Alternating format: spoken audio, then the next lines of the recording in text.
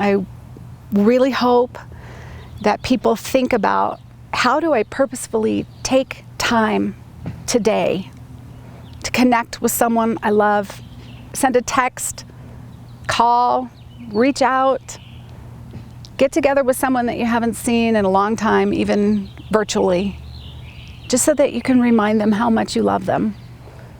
And that takes purposeful effort, but that's the joy I hope that I can bring to people. Okay, here I am. I'm Laura Stack, and this is beautiful Highlands Ranch, Colorado, in a southern Denver suburb. And I run 3 companies.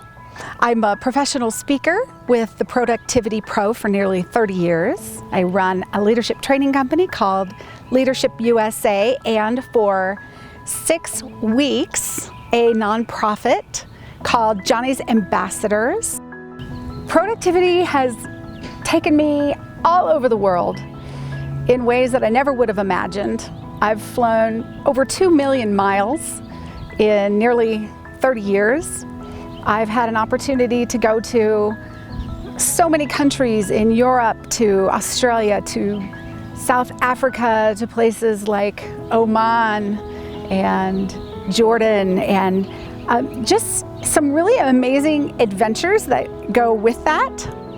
I was blessed to be the president of the National Speakers Association in 2011 and 12, and loved being an ambassador for them, traveling around the world. So I've had great joy in the nearly 30 years I've been teaching productivity to try to help others leave the office earlier. I love trying to help people find success, balance, efficiency, time, so that they can spend it with their families and their loved ones and be healthy, have great friends. And I found that people spent way too much time at work and generally needed help with how to be more productive so that they could get their work done earlier and leave the office on time so that they could have a life. I feel that you can love your work and love your life, and you should not have to sacrifice either one. I would say the link in the joy in my life is all love. It's all being around people I love. It's being with family. It's having impactful times and meaningful moments that just anchor into your memory in a way that you never forget. You have to make time for it. And for me, that's what it's always come back around to. You can't experience those moments of joy and connection and love without time. And you have to be purposeful about making time for the people whom you love. You've got to put it on your calendar. You have to block off a time for vacation. I just find that these times don't materialize. You can't look at your calendar and go, wow, we have an empty week, let's go on vacation. You know, you have to think through and be purposeful to create love. It doesn't just happen on its own. I have a little object in my office that I use quite a bit to symbolize love, and strangely, it's an alarm clock. And I just pick it up, and I've used it as a prop many times on media and podcast interviews. But if you think about how do I, whether it's creating a date night every Saturday night with your spouse, whether it's making sure that you have something on the calendar every month with a girlfriend you love, making sure you go play golf with your guy friends if that's what you really use to connect. You have to think about picking up that clock because it takes time to do that. And it's actually kind of a selfish thing to do, to allow yourself the guilty pleasure of free time to be with someone else, and that's how love is nurtured. Without it, you can't have those connections. When I think of the people who may be impacted by what gives me joy, I like to picture people who read books. There's something about being able to get connected to thousands of people whom you've never met before, and to share stories through that connection. People write me all the time to say, I read your book and here's how it helped me.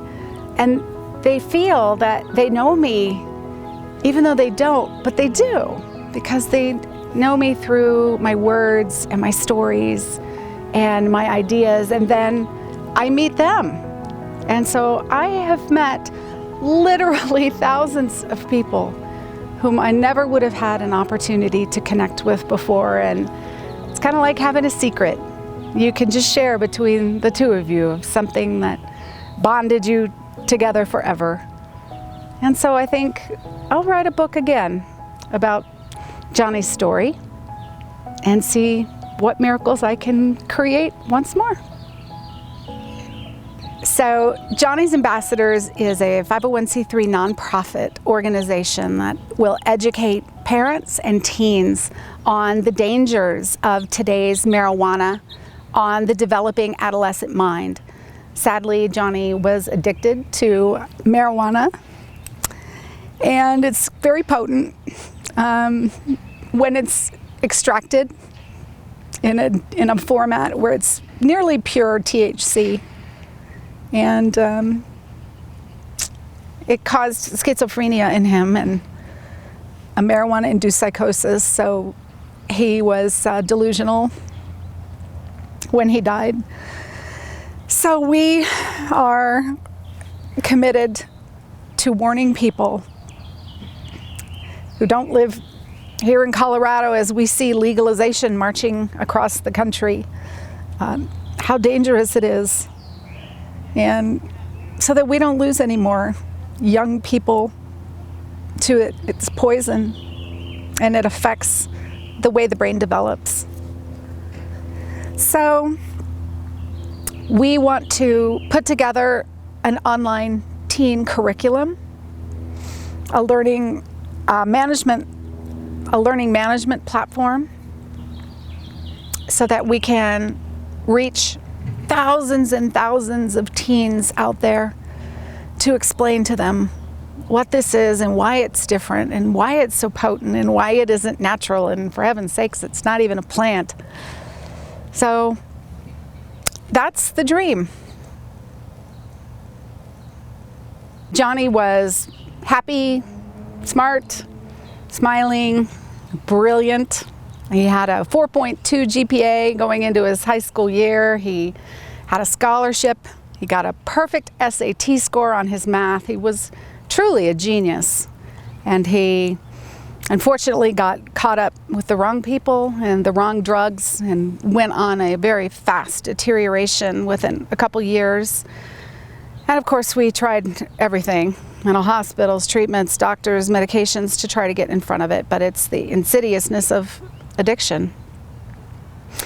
But he tried 3 different universities before he passed, and at the last one he was assigned a paper, an essay, to write about the 5 values that he thought were most important. And he wrote about altruism.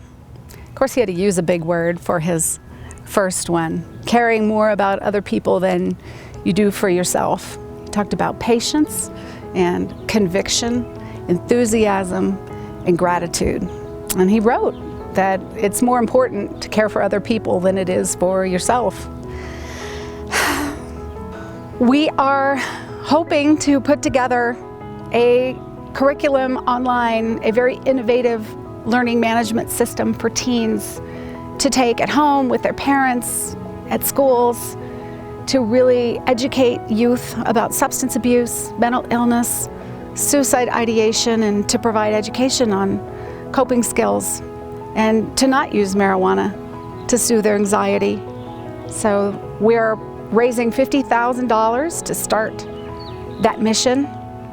And wow, that would give me great joy to be able to provide that to thousands of teens all over the world. To try to just save one life would be worth potentially at least a positive outcome to a really crappy situation. I really feel like Johnny's ambassadors will help keep his spirit alive and help him help others in a way that he isn't able to do himself. I am surviving by friends and family and loved ones and notes and calls and prayers and support. We just need to know that we're not alone and that we have loved ones there, and we just maybe need to be the one to reach out and take the time to connect with someone and say, hey, how are you doing? I'm thinking about you and I miss you.